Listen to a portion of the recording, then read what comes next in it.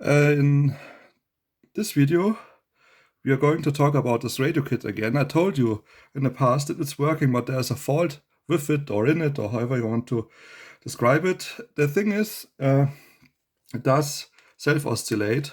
The tuner does self-oscillate, and this means the reception is not as good as it could be. I did some research and I looked at the schematic and everything, and basically it's built like this. You have your tuner circuit. It goes into this transformer here. From there it goes into a ceramic filter, and from the ceramic filter it goes to the IF amplifier. I figured if I remove this filter here, the oscillation would go away. You may remember I held my receiver here and we have a signal. You have all bars on the receiver, even there is no station received, and this is not how it's supposed to be. Removing this ceramic thingy didn't change it really. What it changed is that it would still oscillate, but instead of making a silent signal, you have all bars like a crystal oscillator, it would now give you all bars, but it's modulated with static. Think of it as a super regenerative receiver. So I was thinking, what could I do to get rid of the self-oscillation? And I was always assuming it's this IC, this IF amplifier IC over here. And so I met a solution for this. The solution is that by removing the voltage or adjusting the voltage to it, I can get it out of the oscillation mode. So the circuit is like this. This is the amplifier IC. And before it, from the power supply, there's a resistor. And I figured if I take a potentiometer, which is here, and connect it from here to ground, I can adjust the voltage wherewith this amplifier is supplied. And this did the trick. It does work now. Well, I can demonstrate what I mean, but it is definitely an improvement over the old situation. Okay, let's show it. Another thing is, so this is the potentiometer. Now I have it that the IC becomes out of circuit, more or less. It's not supplied with any voltage. And you can see the needle went down to 0. And if I crank it up, the self-oscillation starts, and you can see it's on 2. The needle is on 2.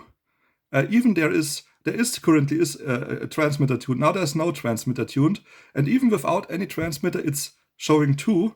And if I would get my receiver and hold it close to this thing, let's turn it on.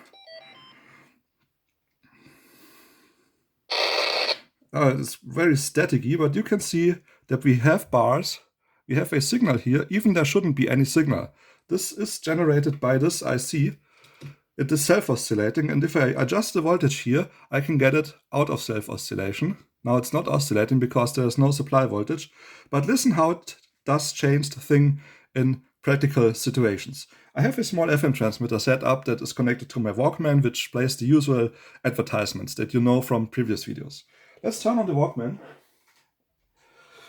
Let's increase this potentiometer's amount of current it does provide to the other things. This is the frequency of the FM transmitter, and now the gain is set to 0. As you can hear, there's only a very silent static coming from the speaker, but other than that, there is nothing hearable. Now I'm increasing the voltage of this IC, so the amplification will increase. And you will notice that to a degree it does work, it does perform well as it's supposed to be. But if I get it in the mode the developers made it, it will start to distort again and self-oscillate. So I'm increasing the voltage carefully. You can hear it's very clear. The advertisements are being played.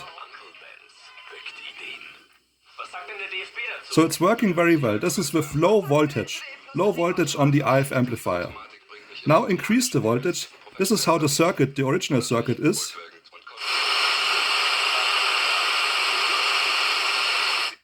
I think it was very clear what I want to show you. So in the original design, the IF amplifier SC is supplied with so much voltage that it's self-oscillating. Due to its self-oscillation, it does override the signal that's coming from the tuner, and all we hear is static. Yeah?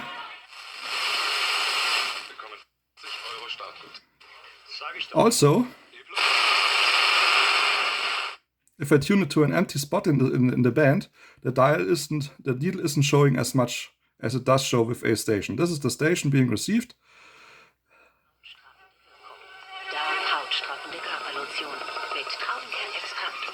Now let's untune it.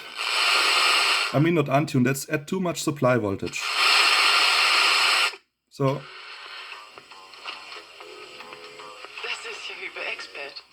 if you now have a look at it with the communications receiver, you see the same result.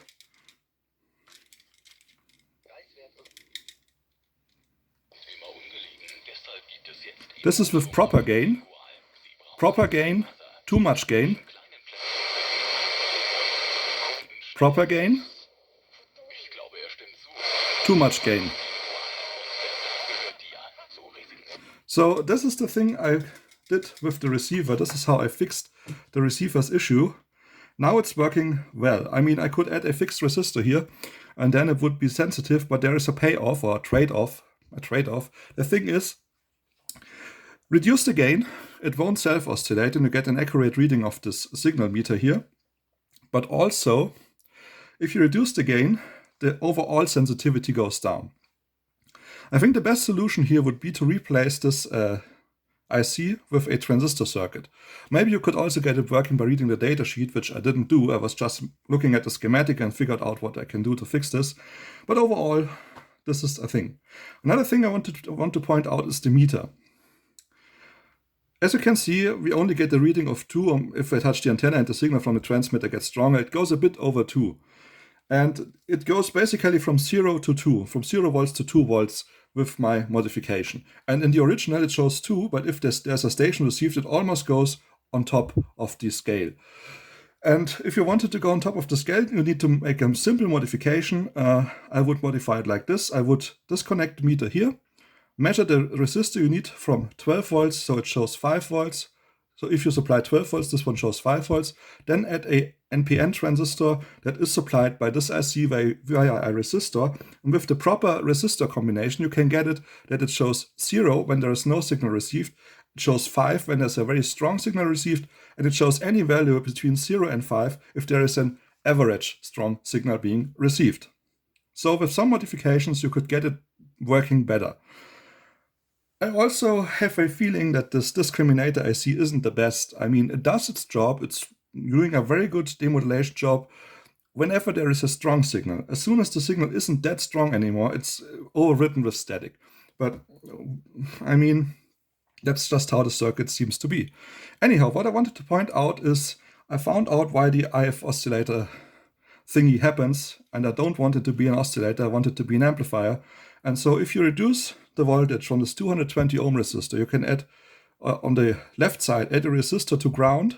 With the right value, you can stop it from self-oscillating, and then it works as it's intended to work.